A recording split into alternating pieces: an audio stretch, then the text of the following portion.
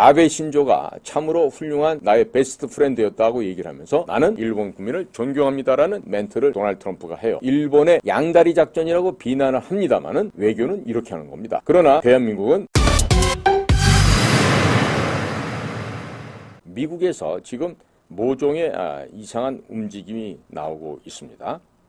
그것은 다른 게 아니라 지금 윤석열 대통령이 일본의 기시다 후미오 총리와 함께 노벨 평화상을 탈 수 있다 이런 얘기를 지금 하고 있어요.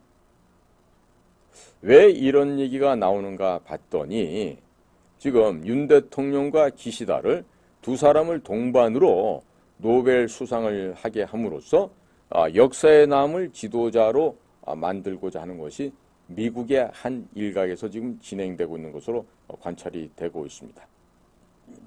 그런데요, 이런 상황에서 윤 대통령이 이재명, 문재인, 조국 이런 범죄인들에 대해서 제대로 수사도 하지 못하고 착수도 못하고 처리도 못해서 결국 윤 대통령이 저들의 마수거리에 걸려서 탄핵이 된다거나 구속이 된다면 모든 것은 물거품이 되고 말 것입니다.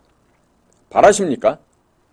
이렇게 윤 대통령이 탄핵되거나 구속돼서 의왕에 가서 친환경 무상급식 일식 3찬 이렇게 돈도 안 들어가는 이런 무상급식을 받게 된다면 국민 여러분들 기분이 유쾌하실지 한번 여쭤보고 싶습니다.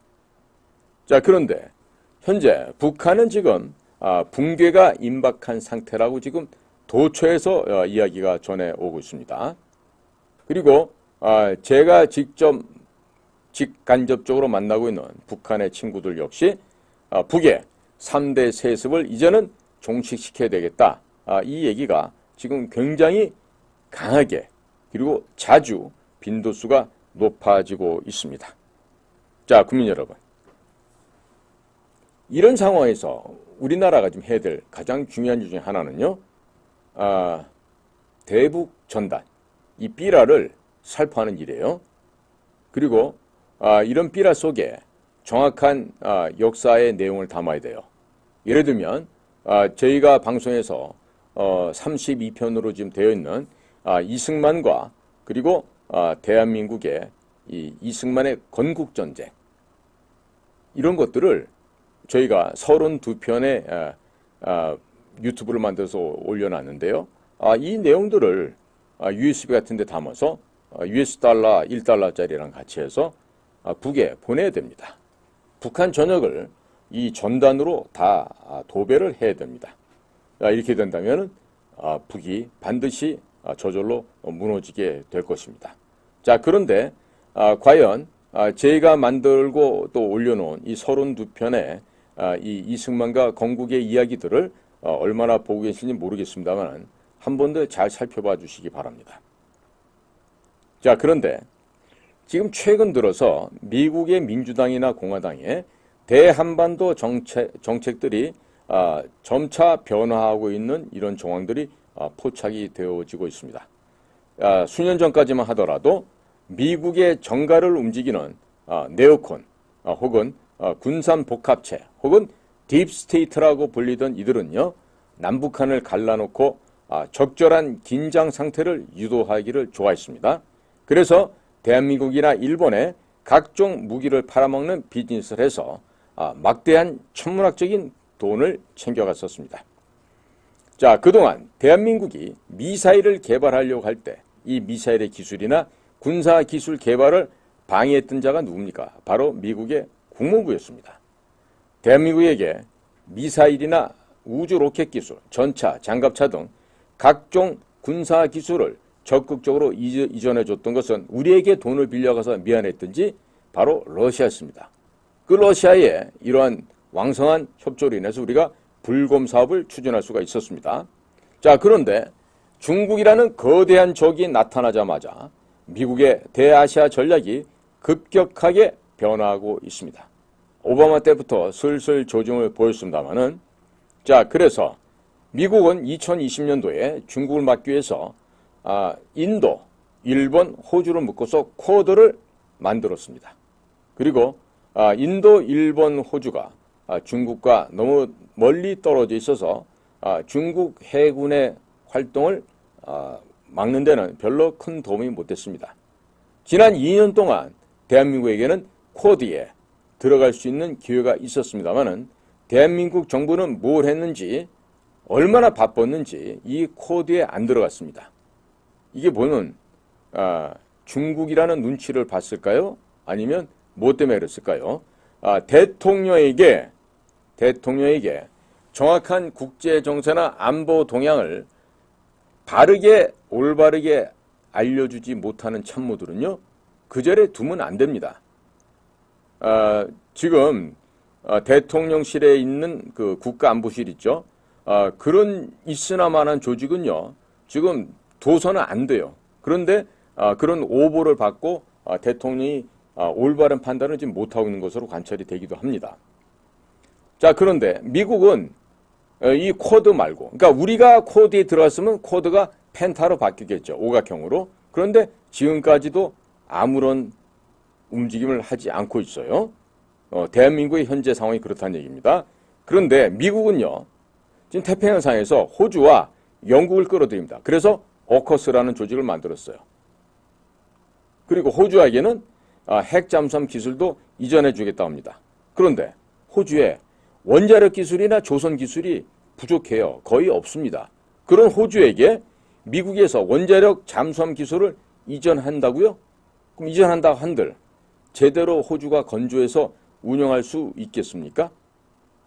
사실상 가능성은 거의 제로에 가깝습니다. 그런데 이번 4월 11일 기시다 후미오 일본 총리가 조 바이든을 만나고 나서 미국에서 뭐라 그랬죠? 야, 일본, 너네 우리 오커스에 들어와. 자, 일본은 과거 우리 조선 말에 영일 동맹을 맺고 카스라 데프트 밀약을 미국과 체결했듯이 일본은 드디어 헌법의 수정 없이도 일반 국가, 정상 국가 반열에 오르게 되었습니다. 즉 대한민국 외교가 손 놓고 워싱턴 데클러레이션 하나 했다. 또 뉴클리어 컨설터티브 그룹 NCG를 만들었다 하면서 하품하고 놀고 있을 때 일본은 오커스에 솔직히 말하면 초청받았다기보다는 자발적으로 노력해서 들어간 거죠. 자, 오커스에 들어가서 미국, 영국, 캐나다와 함께 태평양을 지키는 어엿한 당당한 대열에 들어서게 됐어요. 대한민국은 뭐 했죠, 그동안? 오커스에도 들어갈 기회가 충분히 있었어요. 그런데 안 들어갔죠.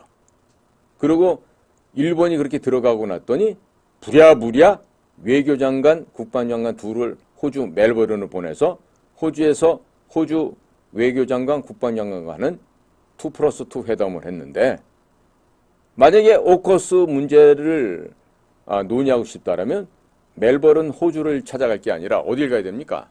워싱턴 DC를 가야죠. 워싱턴 DC에 가서 우리도 오커스에 넣어달라고 이렇게 얘기를 해야 될 텐데 뒷북을 쳐도 제대로 못 치고 있는 우리나라 대통령실과 외교부라고 얘기를 할 수밖에 없습니다.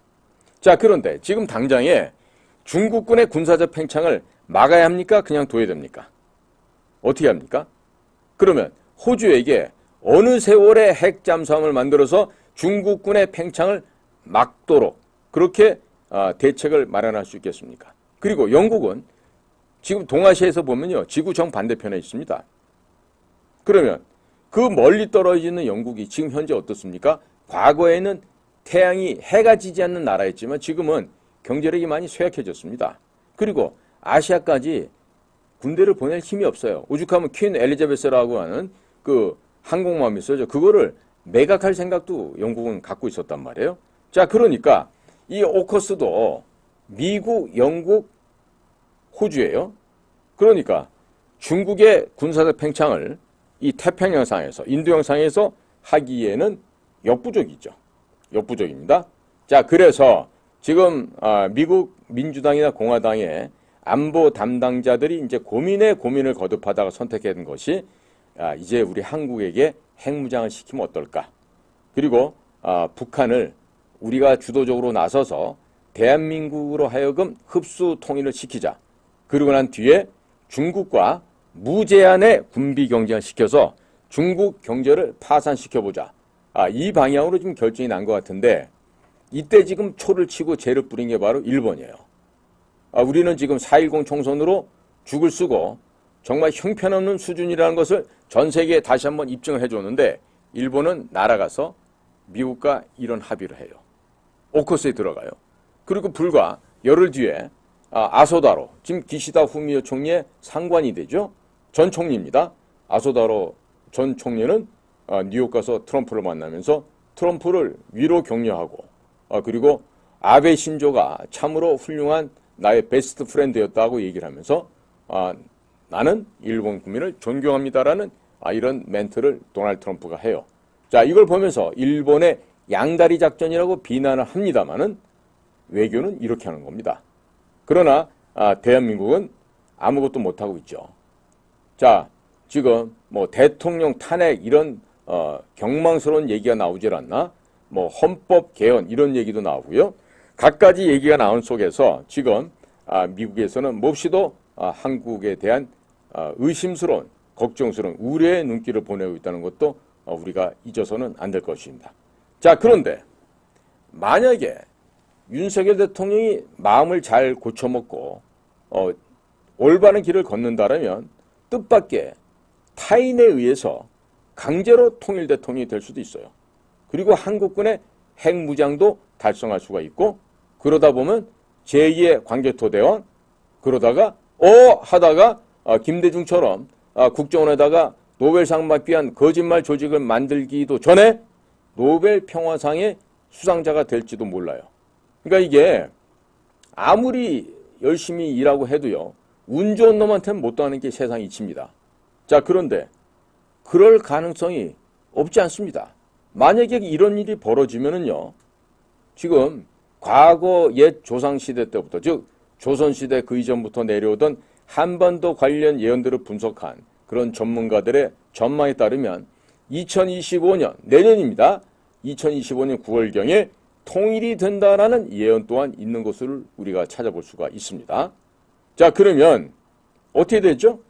대한민국에서 세계를 이끌고 나갈 만한 그런 지도자가 나타난다는 뜻이 됩니다.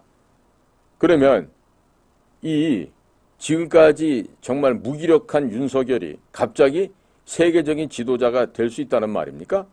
실제로 그럴 가능성이 높아질 수도 있단 말인가요? 자, 이것은 함부로 얘기할 건 아닙니다만은 미국 형아들이 어떻게 액션을 하느냐에 따라서 윤석열의 입장이나 지위가 본인의 의지가 아니라 타인들, 외부 환경에 의해서 이렇게 바꿔질 수도 있지 않을까 이런 전망을 조심스럽게 하게 됩니다.